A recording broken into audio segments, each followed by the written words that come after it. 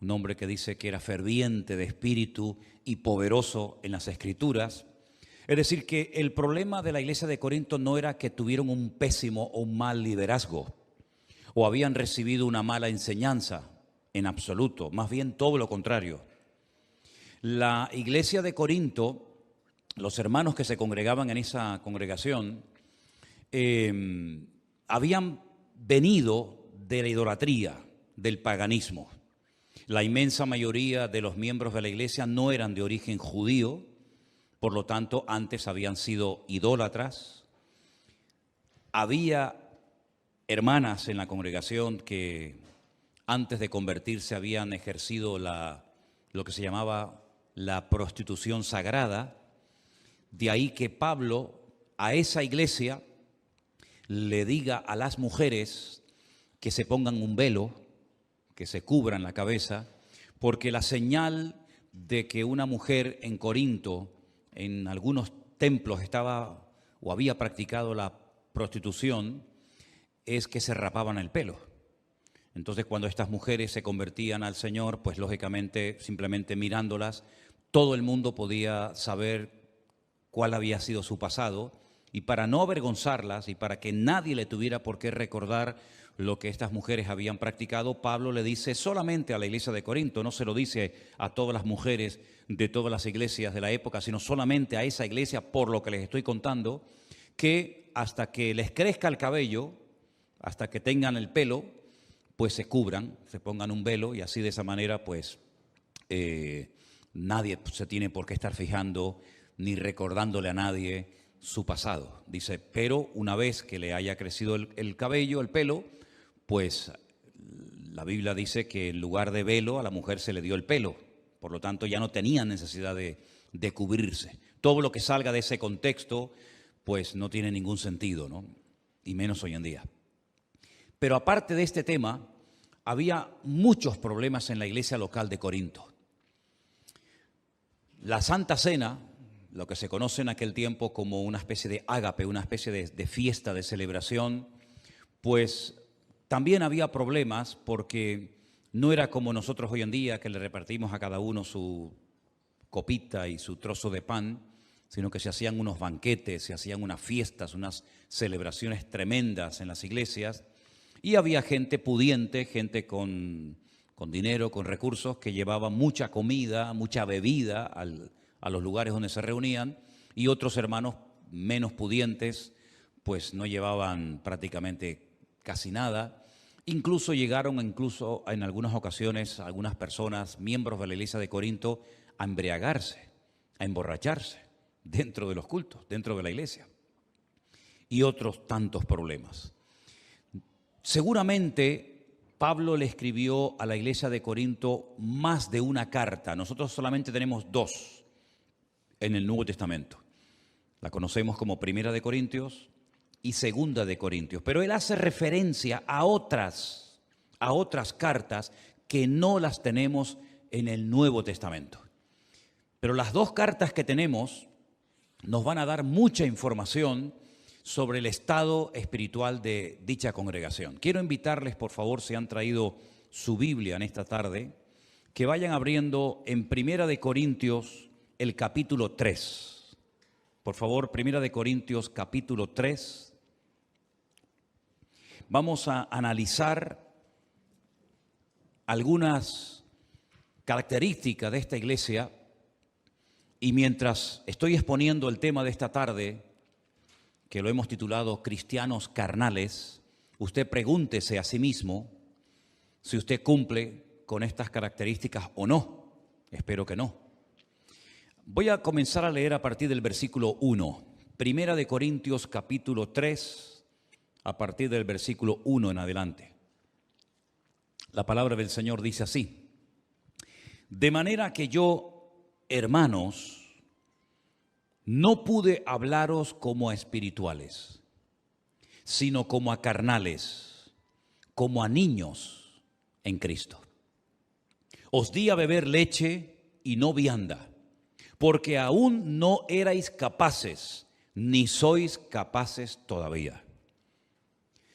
Porque aún sois carnales, pues habiendo entre vosotros celos, contiendas y disensiones, ¿no sois carnales y andáis como hombres? Porque diciendo el uno, yo ciertamente soy de Pablo, y el otro, yo soy de Apolos, ¿no sois carnales? ¿Qué pues es Pablo y qué es Apolos? Servidores por medio de los cuales habéis creído, y eso según lo que a cada uno concedió el Señor. Versículo 6, yo planté, Apolos regó, pero el crecimiento lo ha dado Dios. Así que ni el que planta es algo, ni el que riega, sino Dios que da el crecimiento. Y el que planta y el que riega son una misma cosa, aunque cada uno recibirá su recompensa conforme a su labor. Porque nosotros somos colaboradores de Dios y vosotros sois labranza de Dios, edificio de Dios. Conforme a la gracia de Dios que me ha sido dada, yo como perito arquitecto puse el fundamento y otro edifica encima, pero cada uno mire cómo sobreedifica, porque nadie puede poner otro fundamento que el que está puesto, el cual es Jesucristo. ¿Cuántos dicen amén? Gloria a Dios. Pablo, lógicamente, cuando le escribe esta carta a la iglesia, no está en la iglesia. Si no, no tendría ningún sentido escribirle una carta a una iglesia estando él presente. Pablo ya está en otra población. Pablo tenía la costumbre de establecer iglesias, nombrar pastores y ir recorriendo diferentes zonas, diferentes lugares, pues para seguir estableciendo iglesias y extendiendo la palabra del Señor. Le llega un informe a Pablo procedente de una familia donde le informan, donde le dicen que en la iglesia de Corinto han surgido una serie de divisiones internas, que la iglesia no anda bien, hablando claramente. Entonces Pablo les escribe una carta que podría ser la segunda que les escribe y la segunda sería la tercera, ¿verdad?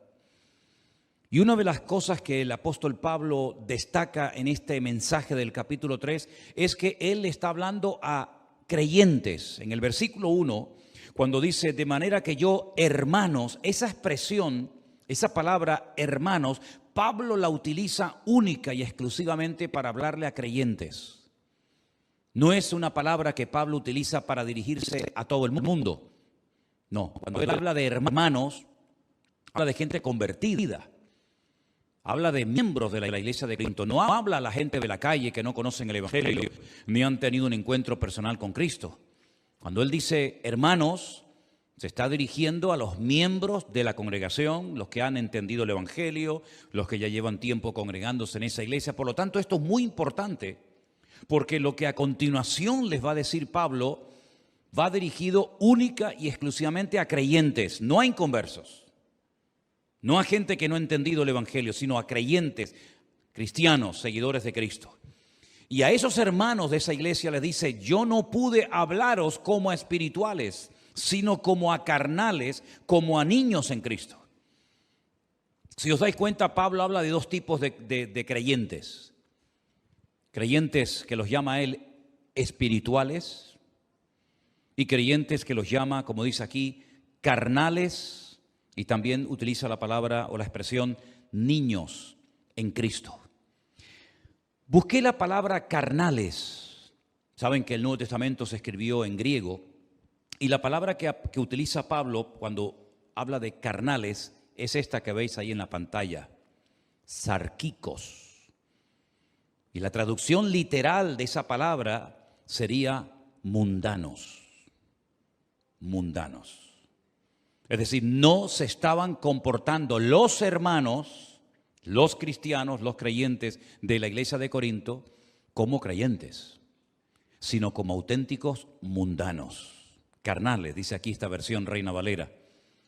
En otras palabras, el mundo todavía domina vuestro comportamiento, el mundo todavía domina vuestra forma de hablar, vuestra forma de comportaros, etcétera, etcétera. Claro, la pregunta que nos hacemos a estas alturas, ¿no? Bueno, ¿pueden haber hoy en día en las iglesias cristianos carnales, mundanos, niños en Cristo? ¿O era algo que solamente ocurría en el tiempo de los apóstoles, pero que ya hoy en día, después de tanta enseñanza, después de tanto tiempo, esto ya como que ya no nos afecta a nosotros? No sé qué opinan ustedes, pero mis queridos hermanos, hubo en el pasado cristianos mundanos o carnales, los hay en la actualidad y los seguirán habiendo siempre. Personas que se congregan, personas que leen la Biblia, personas que a lo mejor hasta se han bautizado, personas que participan de la Santa Cena, personas que llevan años congregándose en iglesias, pero que son mundanos. Son personas que no han terminado de romper con el sistema de valores del mundo. Son personas que en la iglesia son una cosa y en el mundo, en la calle, cuando nadie los ve, son otra completamente diferente.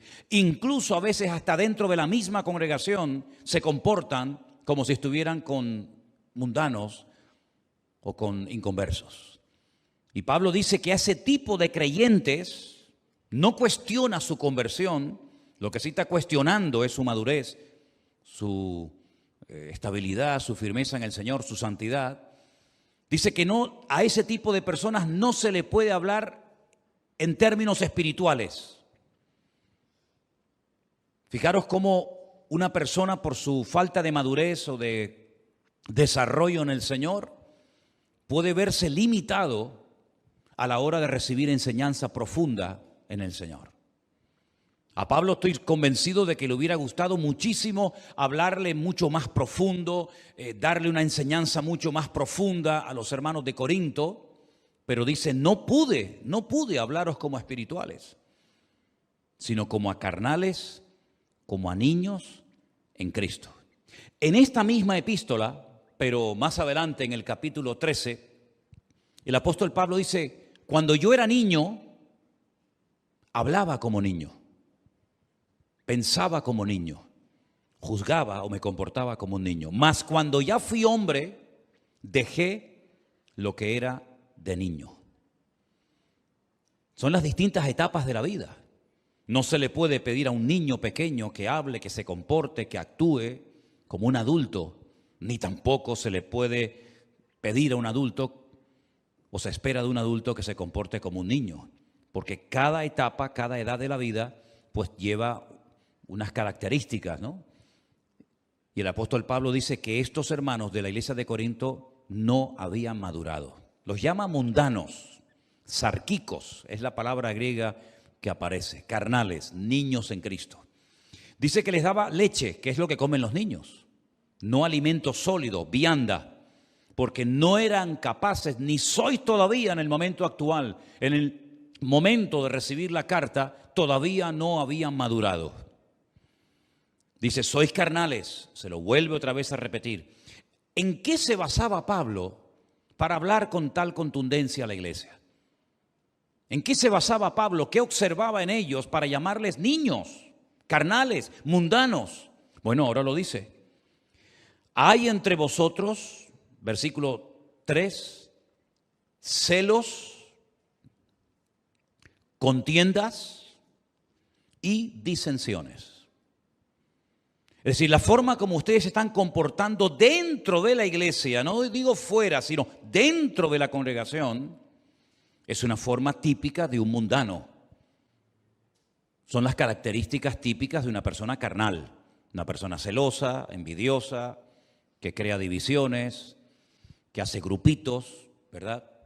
Que menosprecia a unos en favor de otros, contiendas, disensiones. Es decir, todos creo que tenemos en nuestra casa uno o varios espejos, ¿sí o no? ¿Cuántos tienen espejos en sus casas? Todo el mundo, ¿no? Algunos no pueden vivir sin un espejo. ¿A qué no? Se miran 40 veces en el espejo a lo largo del día. ¿Qué es lo que refleja el espejo? Lo que le pones delante.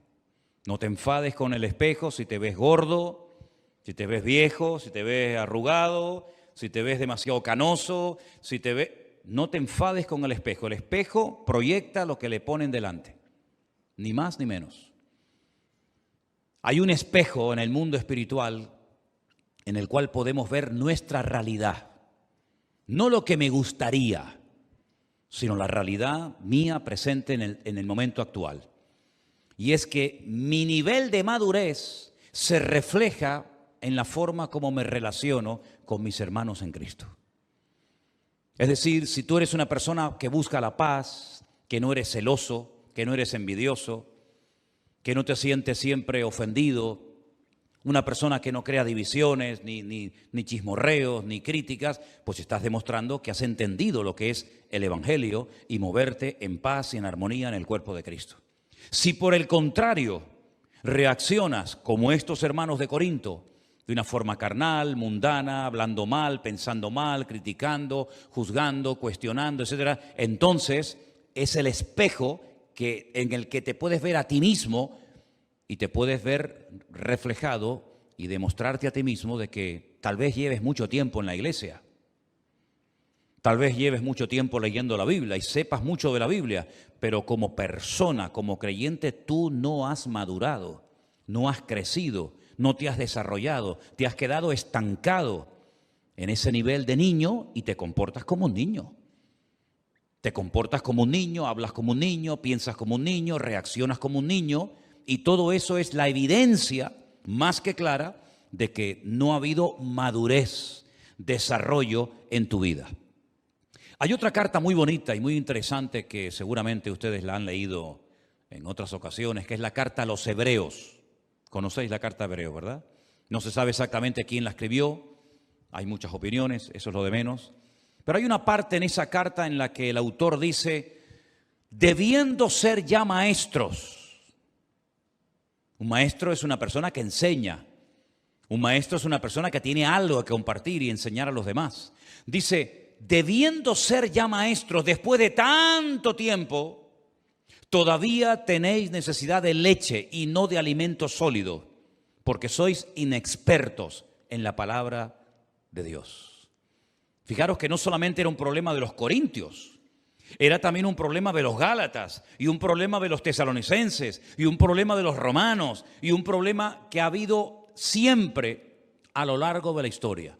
Iglesias, creyentes que no crecen, que se quedan raquíticos, anoréxicos, espiritualmente hablando, y que pasa el tiempo, pero están siempre igual o peor. Y esta es la triste realidad de la iglesia de Corinto. Pablo no la oculta. Pablo no dice, bueno, hermanos, no pasa nada. No. Pablo los confronta y Pablo les dice, no les puedo hablar como espirituales, no les puedo dar vianda, sino leche, porque sois mundanos, porque sois carnales, hay divisiones, hay celos, hay envidias entre vosotros. Y pone un ejemplo no de otra iglesia, un ejemplo de lo que estaba pasando allí. Y dice, yo soy de Pablo, otro dice yo soy de Apolos, ¿verdad? No sois carnales y actuáis como niños. Y Pablo dice, nosotros, los predicadores, los pastores que hemos estado ministrando en esa iglesia, dice, nosotros somos servidores por medio de los cuales habéis creído. Y eso según lo que a cada uno concedió el Señor. Más adelante en el versículo 9 dice, nosotros somos colaboradores de Dios y vosotros sois labranza de Dios, edificio de Dios, colaboradores, servidores, instrumentos al fin y al cabo, y ellos lo que estaban haciendo es seguir al instrumento en vez de seguir al Dios que usaba el instrumento. Es como si terminamos adorando, no sé, el martillo, el destornillador o cualquier otra herramienta y no nos damos cuenta de que detrás de ese instrumento, detrás de esa herramienta, hay una mano, hay una persona con nombre, con apellido. Exactamente igual ocurre en la obra de Dios. Dios puede utilizar mucho a un hombre, Dios puede utilizar mucho a una persona a la hora de predicar, a la hora de enseñar, a la hora de fundar una iglesia, a la hora de hacer muchas cosas, pero detrás de ese instrumento, detrás de esa persona de carne y hueso está el Señor, que es al que tenemos que seguir, honrar y adorar, y no al instrumento que Dios está utilizando. Amén, hermanos. Yo he hecho una pequeña lista de 10 características de los cristianos carnales, de los niños en Cristo. Vamos a ir punto por punto analizando cada uno de ellos Y mientras hablamos de cada uno de estos puntos, pregúntate a sí mismo si te sientes identificado o no con lo que voy a compartir. Característica número 1 de los cristianos carnales, poco desarrollados o nada desarrollados en Cristo. Se mueven por emociones y sentimientos. Quiero que todos juntos leamos este primer punto, por favor. Se mueven por emociones y sentimientos. ¿Es malo emocionarse o expresar algún tipo de emoción o de sentimiento? No. Dios nos ha creado con la capacidad de llorar, de reír, de emocionarnos, pero las emociones y los sentimientos pueden ser traicioneros, porque son fluctuantes, son cambiantes. No sentimos lo mismo ahora que cuando teníamos 14 años o cuando teníamos 8 años. No sentimos lo mismo todos los días de nuestra vida. Ni nos emocionan, ni nos atraen siempre las mismas cosas que a lo mejor hace años sí. Porque vamos cambiando, vamos progresando, ¿verdad? Y no es lo mismo un niño lo que siente, por lo que se emociona con sus juguetes, con sus amigos, que un hombre, una mujer ya casada, con familia, con hijos, ¿verdad? Los sentimientos son fluctuantes, son cambiantes. Y el creyente no puede ser fluctuante. Ahora creo muchísimo, mañana no creo nada. Ahora leo muchísimo la palabra de Dios, mañana no quiero saber nada de la Biblia. Ahora voy a la iglesia y amo al Señor y quiero servir al Señor. Dentro de 15 o 20 días ya no me quiero congregar más porque no me hablaron, no me saludaron, no me llamaron, no sé qué, no sé cuánto. Eso es el peligro de dejarse llevar o guiar o pastorear por sentimientos y por emociones. Y este tipo de creyentes, poco maduros, poco estables, poco o nada firmes en el Señor, son gente emocional. Gente que los ves un día y se quieren comer el mundo. Y al poco tiempo ves que el mundo se lo comió a él. Son gente emocional, gente fluctuante, son personas manipulables, son personas que no tienen estabilidad en el Señor. Y hoy en día, si algo necesitamos los cristianos, es estar bien firmes y estables y constantes en las cosas del Señor. Amén, hermanos. Porque el mundo cambia tan rápido. La vida que estamos llevando hoy en día, hace poco tiempo atrás, era completamente diferente. Y la vida cambia continuamente, pero el Señor permanece para siempre, porque Él es el mismo ayer, hoy y para siempre. ¿Cuántos dicen amén? Segunda característica de los niños en Cristo, de los cristianos carnales, no aceptan un no por respuesta, ni de Dios ni del hombre. Siempre quieren salirse con la suya, como los niños, ¿verdad? Como le digas al niño, no hay más caramelos. Tercera Guerra Mundial. Se te tira al suelo. Bueno, los nuestros no, porque son santos, ¿no? Pero a veces vemos por ahí cada escena que yo digo, madre mía, increíble. Y al final la madre cede y le dice, bueno, toma, para que se calle. Ya ganó el mocoso. Cuando tenga unos cuantos años más, te va a pasar factura el no haberte sabido posicionar y mantener el no. No dice la Biblia, sea vuestro no, no, y vuestro sí, sí, pues por algo lo dirá la Biblia, ¿verdad? No aceptan un no por respuesta, siempre se quieren salir con la suya. Dicen, no, eso no se puede hacer, hermano. Ya se enfadan, ya se ponen con la cara larga, ya les cambia el semblante, como a Caín, ¿se acuerdan? Dice que a Caín le cambió el semblante porque no aceptan un no. Ni de parte del pastor, ni de parte del padre, ni de parte de la madre, ni de parte de Dios, ni de parte de nadie. Porque son caprichosos, consentidos. ¿Y qué dice el libro de Proverbios? Que el niño consentido avergonzará a su padre y a su madre. Y el cristiano carnal es una persona que siempre se quiere salir con la suya. Yo quiero esto, yo quiero esto, yo quiero esto. Y si no me lo dan, pues me voy a otra iglesia donde sí me lo van a dar. Nada más entrar sin conocerme de nada. Tremendo, ¿no? Tercera característica, hacen las cosas para ser vistos, generalmente.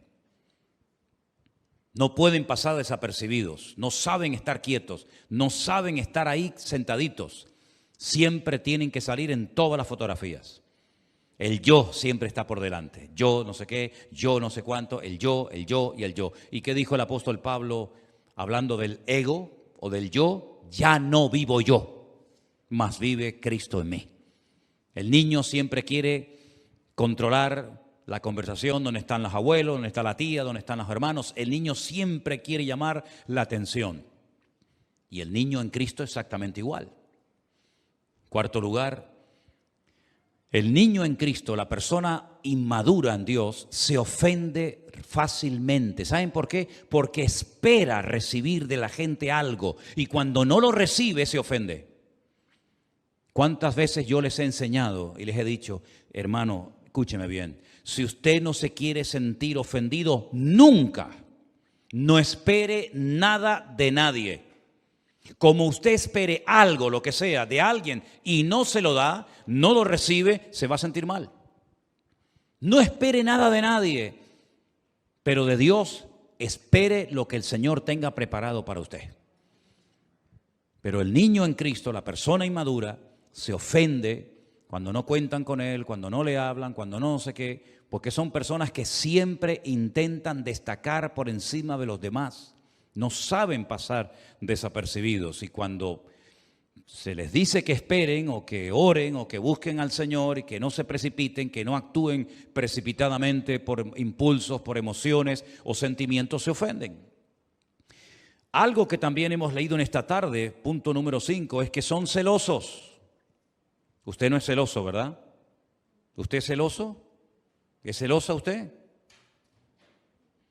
Los cristianos no tenemos que ser celosos. Si Dios usa a este hermano más que a mí, yo me voy a gozar de que el Señor esté usando a mi hermano más que a mí. Y si el Señor bendice y prospera más a mi hermano que a mí, yo me voy a gozar con la bendición de mi hermano y no voy a tener celos ni envidia de él, sino más bien todo lo contrario. Pero son celosos porque tienen miedo a perder su posición, tienen miedo a perder su sitio. Uy, y si viene alguien que canta mejor que yo, y si viene alguien que toca mejor que yo, y si viene otra persona que lleva menos tiempo que yo en la iglesia o en la escuela dominical o en el culto de jóvenes o donde sea, y resulta que me quita el puesto como si en la iglesia tuviéramos puestos. El único que tiene su puesto y su lugar garantizado es nuestro Dios. ¿Cuántos dicen amén?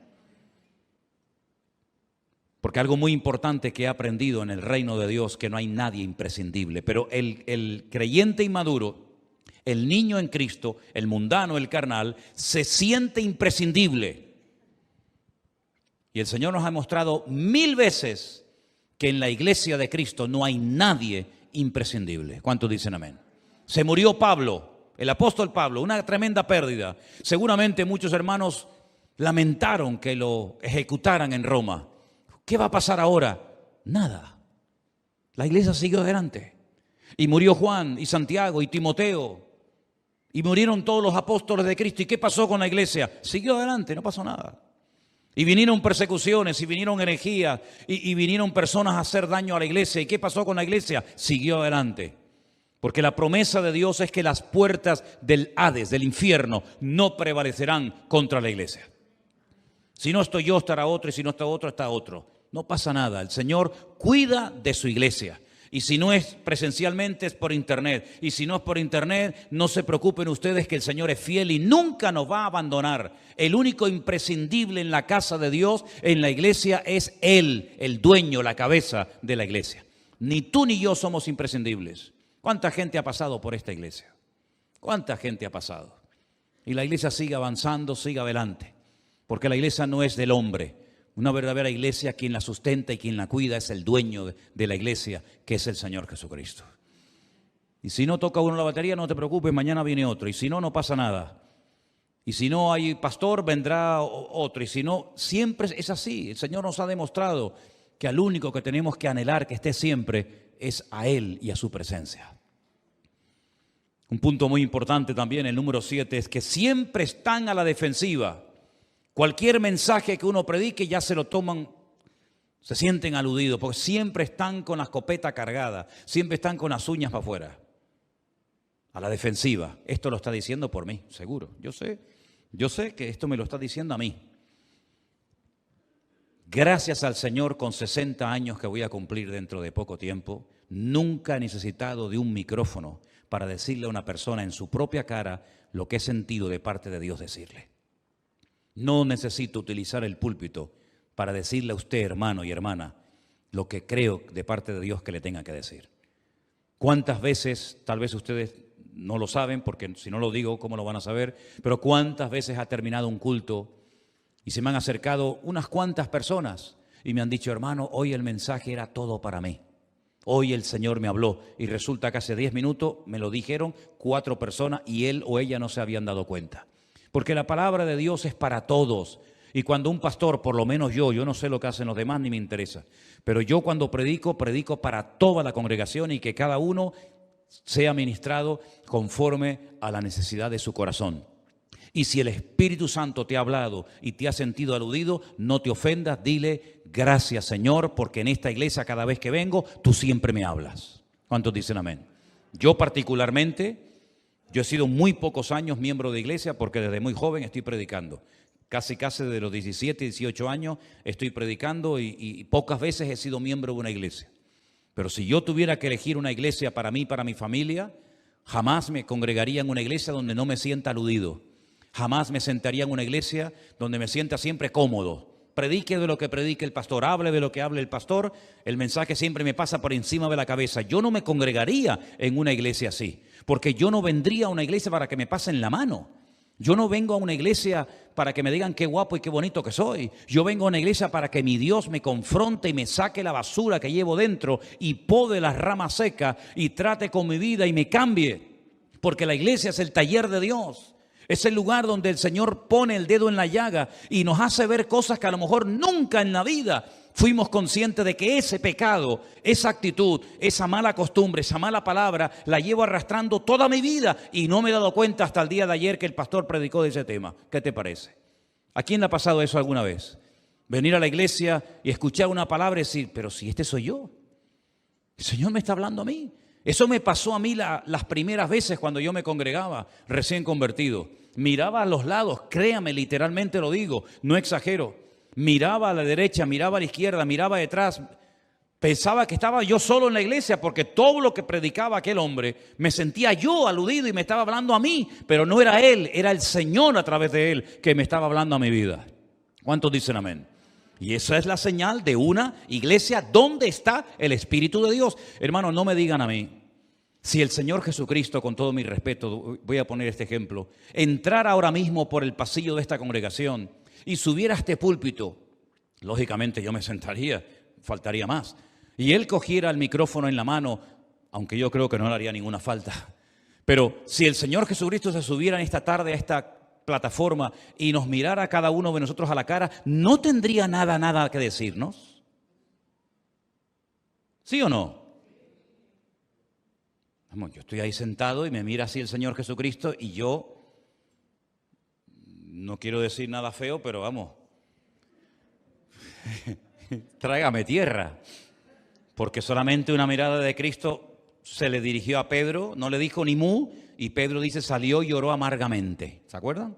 Dice, se le quedó mirando y ya con la mirada te lo he dicho todo, como antaño. Ya hoy en día eso no existe, los chicos no entienden, pero antiguamente cuando estabas en una casa, en una reunión, y el viejo te hacía así y te transmitía telepáticamente un mensaje, te estaba diciendo o te portas bien o cuando llegue a casa te voy a dar una paliza que te vas a acordar toda tu vida. Todo eso te lo decía con la mirada. ¿Sí o no? Hoy en día le mira, le remira, nada, eso no sirve nada. Está en otra frecuencia. Pero en aquella época una mirada del viejo te ponía firme, amigo. Imagínense si el Señor subiera esta tarde a esta plataforma y se te queda mirando, sin decirte nada, te lo está diciendo todo, querido. ¿Sí o no? Pues eso tiene que ser una iglesia. No como aquellos que decían, nos hemos enriquecido, no tenemos necesidad de nada. Y dice el Señor, he aquí yo estoy a la puerta y llamo, si alguno oye mi voz y abre la puerta, entraré a él, cenaré con él y él conmigo. Habían empezado el culto y habían dejado al Señor fuera, metafóricamente hablando, ¿verdad? Habían empezado la reunión, el culto, la alabanza, la predicación, y la presencia del Señor no estaba. ¿Cómo puedo yo saber si en una congregación está o no está la presencia de mi Señor? Porque yo me siento aludido, como si el Señor literalmente me estuviera mirando a la cara. Me sentiría tremendamente aludido. Pues en una iglesia, cuando se pone la palabra de Dios, la palabra siempre hablará y tocará nuestros corazones. ¿Cuántos dicen amén? Qué maravilla. Yo lamentablemente, digo lamentablemente porque ya me gustaría a mí poder estar ahí sentado y que me predicara otro y que me enseñara la palabra, pero llevo 40 años prácticamente sin que nadie me predique. Pero qué maravilla tiene que ser venir a la iglesia después de un día de trabajo, cansado o en fin, en las circunstancias que sea, y sentarte ahí y decir, ¡wow, qué maravilla! Se sube a la plataforma, ora, el Señor lo usa, me habla el Señor con su palabra. Eso es una maravilla, ¿sí o no? A mí, para que me hable el Señor, tengo yo que orar, tengo que estudiar, tengo que leer la Biblia. Ustedes vienen a la iglesia sin Biblia, pantalón corto, pantalón largo, con camisa larga, camisa corta, como sea, me siento ahí y Dios me habla. Eso es una bendición tremenda. ¿Lo valoran ustedes, sí o no? Es un privilegio maravilloso. No están dispuestos a cambiar. Uy, este punto para escribirlo lo pensé 30 veces. Porque algunos de ustedes dirán, pero hermano, ¿usted cree sinceramente que hay hoy en día gente en las iglesias que no quieren cambiar? ¿Me dejan que les diga un secreto ahora que no nos ve ni nos escucha nadie? Así de gente. Así de gente. Hay mucha gente en las iglesias que no quieren cambiar. No sé a lo que vienen, pero a cambiar no. No quieren cambiar. ¿Y saben lo que me costó años aprender? Lo aprendí, Pero ¿saben lo que me costó años?